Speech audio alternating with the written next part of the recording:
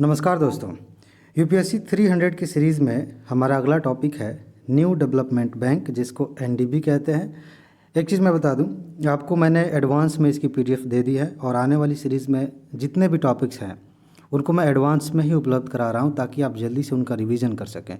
अगर आपके पास PDF note नहीं है तो डिस्क्रिप्शन में जाइए, वहाँ पर आपको पता चल जाएगा कि पीडीएफ कैसे मिलेगी, कहाँ मिलेगी। ठीक है। और एक और बात, मैंने कई बार बताया है कि सीरीज़ शुरू हो चुकी है। जो दोस्त नए नए जुड़ रहे हैं वो बार बार पूछ रहे हैं कि सर कब से शुरू होगी। सीरीज़ शुरू हो चुकी है, 50 से ज़्यादा वीडियोस आ चुके हैं, उनकी पीडीएफ नोट मिल चुकी है। आप जाकर प्लेलिस्ट चेक करिए। और इसमें कोई शर्म की बात नहीं, अगर आपको नहीं पता है कि प्लेलिस्ट कैसे पता की जाती है तो किसी से पूछ लीजिए, उसमें क्या है। ठीक है। चलिए, तो हम जानते हैं कि न्यू डेवलपमेंट बैंक से संबंधित कौन सी चीज़ें ऐसी हैं जहाँ से प्रश्न बन सकते हैं। ये जो पहली लाइन लिखी है ना, इस पे क्वेश्चन आ चुका है। सिर्फ इस एक लाइन को आप अच्छे से समझिए, यूपीएससी ने इस पे क्वेश्चन पूछा है। इसकी स्थापना कब हुई थी? 2014 में। 2014 में हुई थी। ब्राज़ील के फोर्टालेजा में सम्मेलन आयोजित हुआ था। ब्रिक्स का 6वां शिखर सम्मेलन था। देखिए यहाँ से कितने तरह से प्रश्न बन सकते हैं। एक प्रश्न यहाँ से बन सकता है कि स्थापना कब हुई थी? 2014 में। देखिए सेंटेंस में चीज़ें शामिल की जा सकती हैं। ज़रूरी नहीं है कि ऐसे पूछे यूपीएससी की बताइए कि न्यू डेवलपमेंट कब बना था, ऐसे नहीं।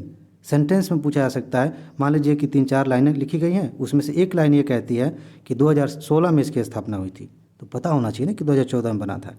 एक चीज़, किस घोषणा के तहत या किस सम्मेलन के तहत? तो फोर्टालेजा में आयोजित हुआ था, फोर्टालेजा घोषणा आई थी। ठीक है। और किसके अंतर्गत? ब्रिक्स के अंतर्गत। ब्रिक्स सम्मेलन होता है, ब्रिक्स समूहों को आपने पढ़ा होगा। ठीक है।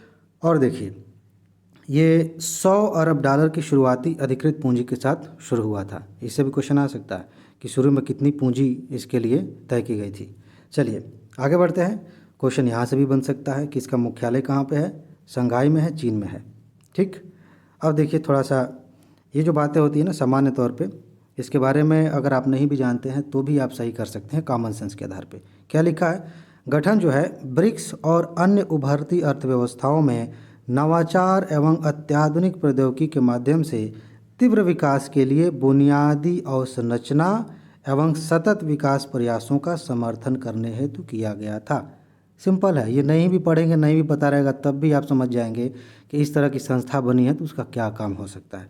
ठीक। लेकिन क्वेश्चन अगर यहाँ से बने तो कि कब इसे पर्यवेक्षक का दर्जा दिया गया, या अगर आपको नहीं पता है और सेंटेंस में पूछ दिया गया कि इसे महासभा में, संयुक्त राष्ट्र महासभा में पर्यवेक्षक का दर्जा मिला है, तो आप कैसे करेंगे? 2018 में इसको महासभा में पर्यवेक्षक का दर्जा दिया गया था। यूपी पीसीएस के लिए एक सीरीज़ चल रही है टॉप 500 की, उसी में अभी पिछले एपिसोड में शायद मैंने इसको कवर किया था। ठीक है। वहाँ अगर आपने देखा होगा तो ठीक है, नहीं तो यहाँ तो चल ही रहा है। अब एक बार उद्देश्य को थोड़ा सा देख लेते हैं जल्दी जल्दी।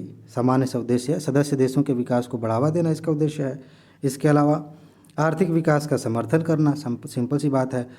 प्रतिस्पर्धात्मकता को बढ़ावा देना और रोजगार सृजन की सुविधा प्रदान करना और विकासशील देशों के बीच ज्ञान साझाकरण मंच निर्माण करना।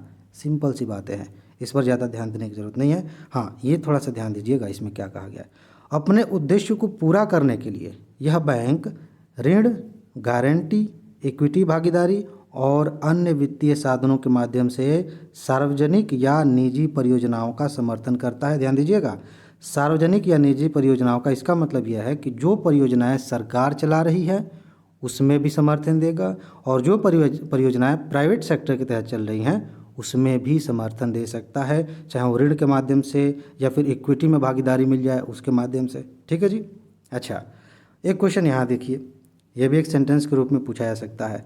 एनडीबी द्वारा, मतलब न्यू डेवलपमेंट बैंक द्वारा, अब तक लगभग 4.2 बिलियन अमेरिकी डॉलर की लागत के साथ 14 भारतीय परियोजनाओं को मंजूरी दी गई है। ठीक। और एक इंटरेस्टिंग चीज़ यहाँ देखिए, हमने यूएनएससी के बारे में पढ़ा था, सिक्योरिटी काउंसिल के बारे में। वहाँ क्या था कि 15 सदस्य हैं, 14 लोग कह रहे हैं कि ये काम होना चाहिए, एक व्यक्ति कह रहा है कि मेरा मूड नहीं है, तो सारी बात ख़त्म हो जाती है। उसको कहते हैं वीटो पावर। लेकिन उस तरह की कोई चीज़ यहाँ पे नहीं है, यहाँ पे वीटो नहीं है। हर मेंबर का जो है बराबर मत है। ठीक है ना, तो ये ध्यान रखिएगा, यहाँ पे वीटो अधिकार किसी को नहीं दिया गया है। तो ये वो बातें हैं जो आपको न्यू डेवलपमेंट बैंक के बारे में जाननी है, इससे ज़्यादा जानने की ज़रूरत नहीं है प्रीलिम्स के लिए। ठीक है, तो बस इसमें इतना ही है, आगे मिलते हैं। हाँ, एक सबसे ज़्यादा इंपॉर्टेंट बात, मस्त रहिए, मुस्कुराते रहिए, खुश रहिए, इससे तैयारी और ज़्यादा आसान हो जाएगी। ठीक है जी, तो आगे मिलते हैं। नमस्कार।